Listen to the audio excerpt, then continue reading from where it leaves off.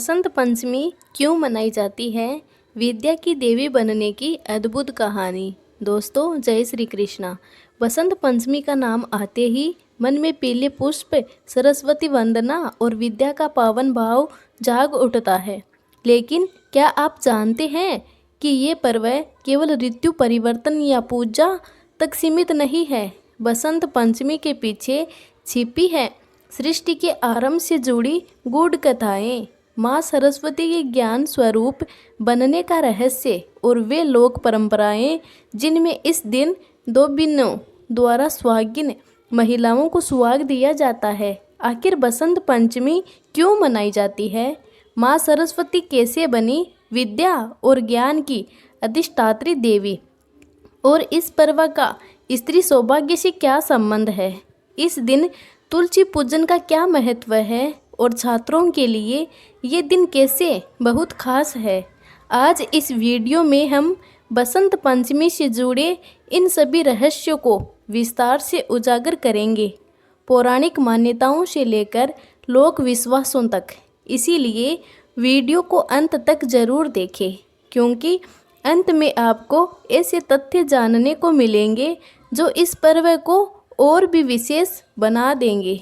बसंत पंचमी 2026 में 23 जनवरी शुक्रवार को मनाई जाएगी, क्योंकि माघ मास के शुक्ल पक्ष की पंचमी तिथि 23 जनवरी को तड़के शुरू होकर 24 जनवरी को समाप्त होगी और उदया तिथि के अनुसार पर्व 23 जनवरी को मनाया जाएगा। इस दिन सरस्वती पूजा का शुभ मुहूर्त सुबह 7:13 से दोपहर 12:33 तक है। ये दिन ज्ञान की देवी माँ सरस्वती को समर्पित है और बसंत ऋतु के आगमन का प्रतीक है।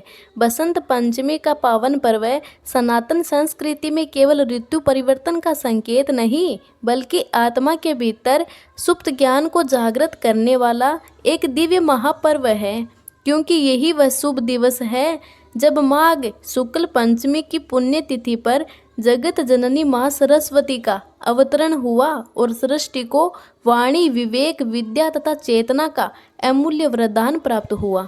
पौराणिक ग्रंथों में वर्णित है कि सृष्टि की प्रारंभिक अवस्था में ब्रह्मा जी ने जब लोकों की रचना की, तब पृथ्वी पर जीव तो थे, परंतु उनके भीतर न तो सोचने की क्षमता थी, न बोलने की शक्ति और न ही किसी प्रकार का बोध।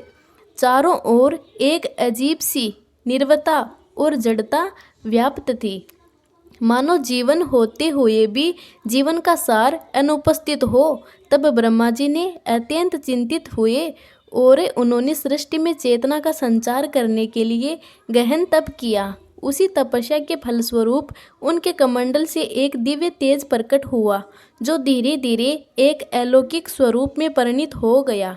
श्वेत वस्त्रों से सुशोभित शांत मुख मंडल, करुणामय दृष्टि, एक हाथ में वीणा, दूसरे में वेदों का ग्रंथ, जपमाला और वर मुद्रा धारण किए माँ सरस्वती प्रकट हुई।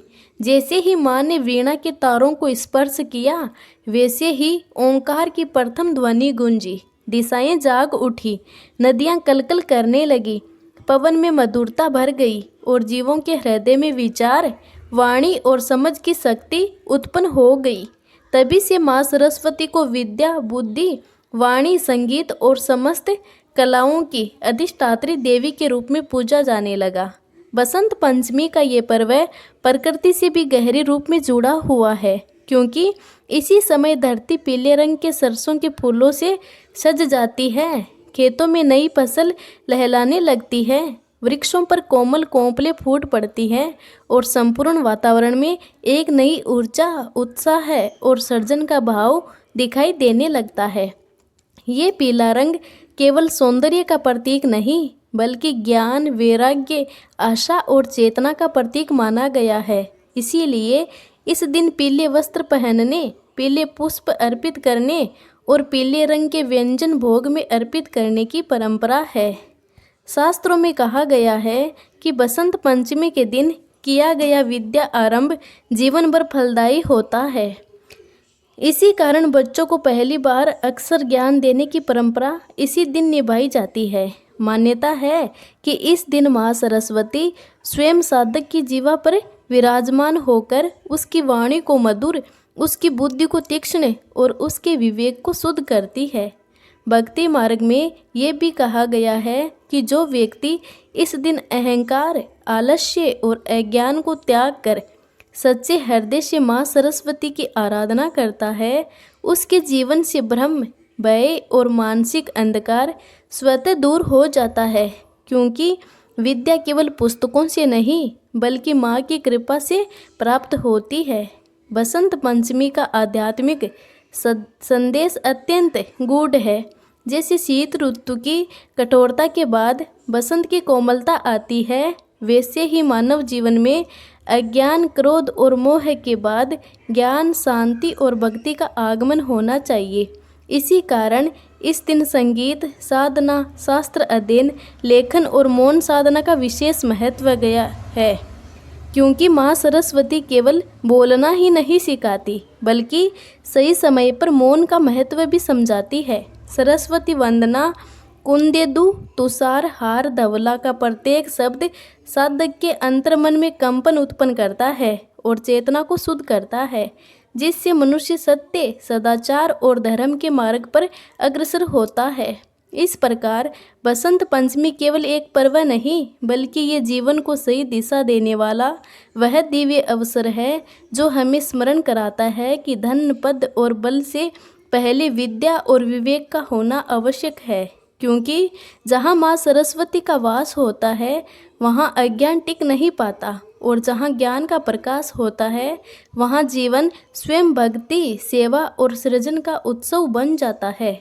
बसंत पंचमी और माँ सरस्वती से जुड़ी एक अत्यंत भावपूर्ण और प्रेरक पौराणिक कथा भी प्रचलित है जो विद्या की महिमा को हृदय तक उतार देती है। कहा जाता है कि प्राचीन काल में आर्यव्रत की भूमि पर एक अत्यंत प्रतिभाशाली किंतु अहंकारी विद्वान रहता था, जिसे अपने ज्ञान पर अत्यधिक गर्व था।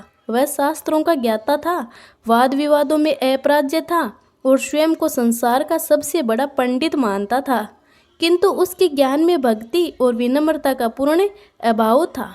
वह माँ सरस्वती की उपासना तो करता था पर उन्हें केवल अपनी विद्वता बढ़ाने का साधन मानता था। एक वर्ष बसंत पंचमी के दिन उसने भव्य आयोजन कर सरस्वती पूजन किया और मन ही मन माँ से वरदान मांगा कि वह समस्त विद्वानों में श्रेष्ठ बना रहे। उसी रात्रि उसे स्वप्न में एक दिव्य नारी के दर्शन हुए जिनके श्वेत वस्त्र चंद्रमा की भांति चमक रहे थे और जिनकी वीणा से मधुर स्वर प्रवाहित हो रहा था। माँ ने उससे मधुर स्वर में कहा, वत्स, विद्या के उद्देश्य केवल तर्क और विजय नहीं बल्कि विवेक, करुणा और आत्मशुद्धि है। किंतु अहंकार में डूबे उस विद्वान ने माँ की वाणी को अपने ज्ञान की परीक्षा समझ लिया। अगले दिन जब वह राजसभा में शास्त्रार्थ करने पहुंचा तो आश्चर्यजनक रूप से उसके मुख से एक भी श्लोक स्मरण नहीं हुआ। उसकी वाणी अवरुद्ध हो गई, बुद्धि शून्य हो गई और समस्त सभा स्तब्ध रह गई। अपमान और पीड़ा से टूटकर वह विद्वान वन की ओर चला गया, जहाँ उसने वर्षों तक मौन धारण कर कठोर तप किया। न कोई शास्त्र, न कोई वाद विवाद, केवल माँ सरस्वती का ध्यान और आत्मचिंतन। अंततः एक बसंत पंचमी के दिन जब पीले पुष्पों से वन खिल उठा, माँ सरस्वती पुनः प्रकट हुई और बोली, अब तुमने विद्या का सार समझ लिया है। उसी क्षण उस विद्वान की वाणी पुनः प्रवाहित हो उठी, किंतु अब उसमें अहंकार नहीं बल्कि करुणा और विनय का मधुर रस था।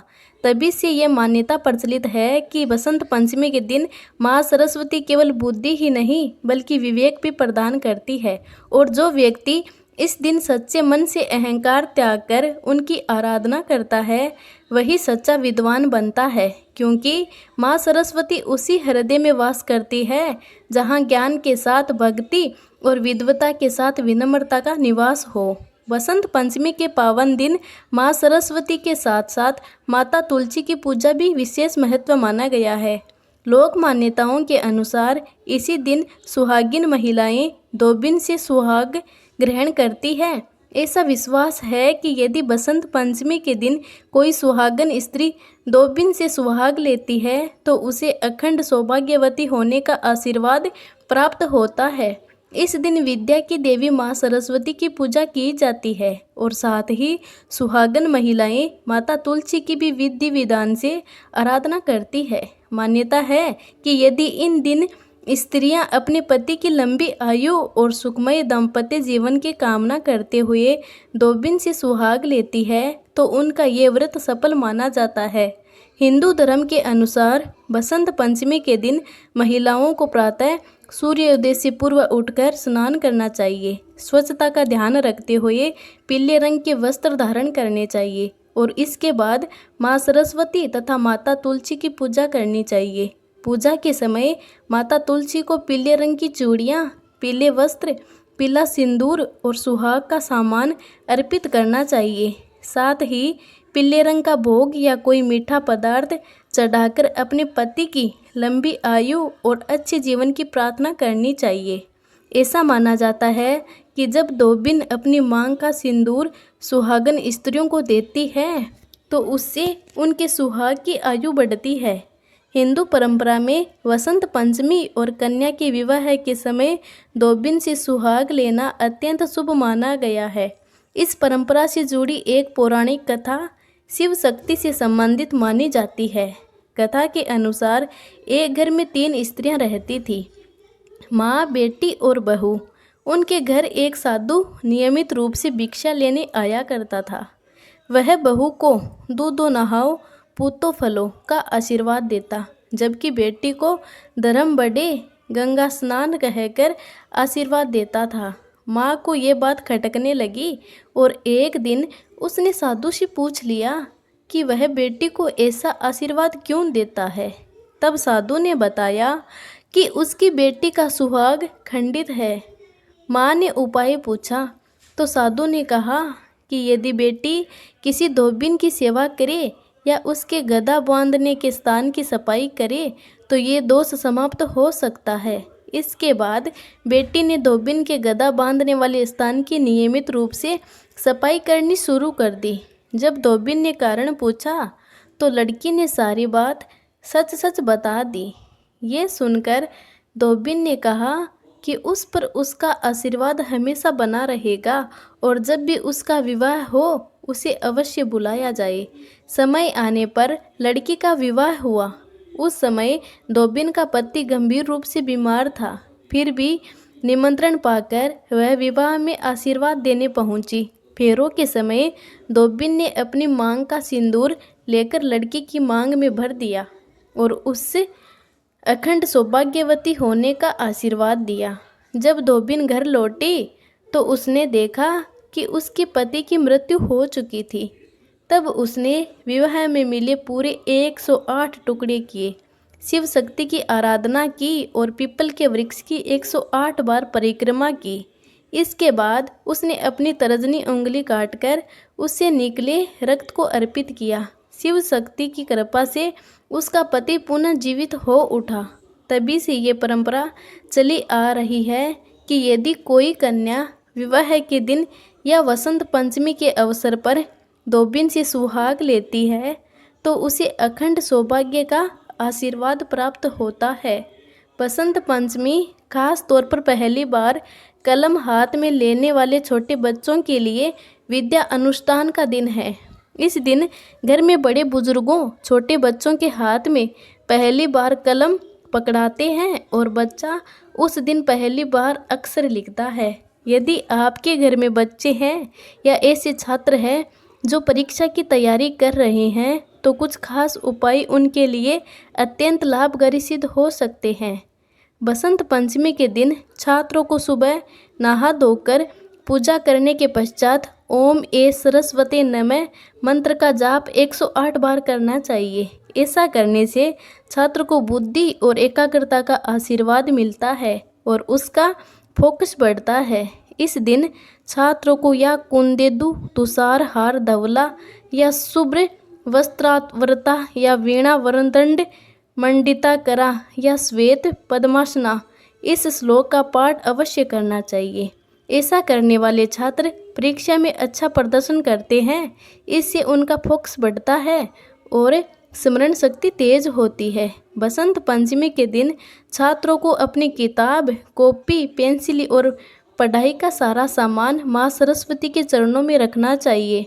इससे बुद्धि तेज होती है और पढ़ा लिखा हुआ लंबे समय तक याद रहता है। इस दिन छात्रों को और घर के सभी लोगों को पीले रंग के वस्त्र धारण करने चाहिए। इससे घर परिवार में शांति का वास होता है। इस दिन घर में सरस्वती पूजा अवश्य करें और यदि घर पर पूजा न कर पाए तो मंदिर जाकर माँ सरस्वती की पूजा करें तथा उन्हें पीले फूल अर्पित करें। बसंत पंचमी के दिन ज़रूरतमंद लोगों को पढ़ाई लिखाई का सामान दान करना चाहिए। इस दिन छात्र यदि अपने हाथों से दूसरे को कॉपी, किताब, पेंसिल, पेन आदि दान करते हैं तो माँ सरस्वती प्रसन्न होती है और पढ़ाई में सफलता के योग बढ़ जाते हैं। यदि आप पढ़ाई या किसी कंपटीशन में सफलता चाहते हैं तो बसंत पंचमी के दिन सुबह उठकर स्नान करें। इसके बाद माँ सरस्वती की तस्वीर या मूर्ति के सामने देसी घी का दीपक जलाएं और इस मंत्र का ओम अरहम मुख कमल वासिनी पापात्मक से कारी वद वद वाग्दवादिनी सरस्वती एहि नमः स्वाहा 108 बार जाप करें। ऐसा करने से पढ़ाई के साथ साथ दफ्तर और करियर में भी सफलता के योग बनते हैं। यदि आप माँ सरस्वती की कृपा पाने चाहते हैं तो बसंत पंचमी के दिन उनकी पूजा के दौरान उन्हें हल्दी का तिलक करें। इसके बाद पीले फूल अर्पित करें और पीले रंग की मिठाई का भोग लगाएं। इससे आपके परिवार पर सदैव माँ लक्ष्मी की कृपा बनी रहती है। दोस्तों, आपको ये जानकारी कैसी लगी कृपया कमेंट करके ज़रूर बताइए। यदि वीडियो पसंद आया तो लाइक करें और ऐसी ही पौराणिक कथाएं एवं धार्मिक रहस्य जानने के लिए चैनल को सब्सक्राइब ज़रूर करें। कमेंट में जय माँ सरस्वती ज़रूर लिखें। धन्यवाद। जय माँ सरस्वती।